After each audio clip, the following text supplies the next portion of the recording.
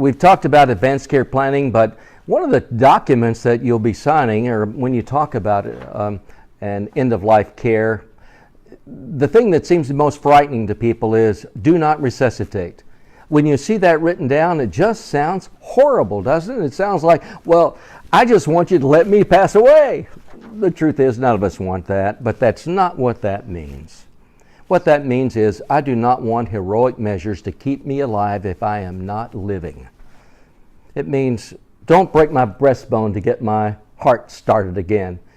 Every time on TV, that seems to work. Why doesn't it work with emergency medical services? Because it's a difficult procedure that often does result in a broken breastbone or a rib that punctures a lung, and it only works about 10 to 15% of the time. What most of us want is a natural death. Isn't that true? Just a natural death. We'd rather die at home. In fact, everyone who's asked, about 80%, said they would much rather pass away at home, but it doesn't happen. But here's something I want you to be clear about. The one group that knows about this more than anybody would be physicians, correct?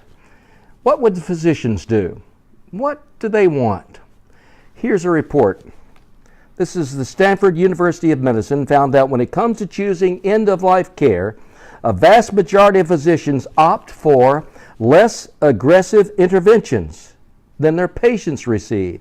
In fact, 88% of doctors surveyed said they would choose no code or do not resuscitate.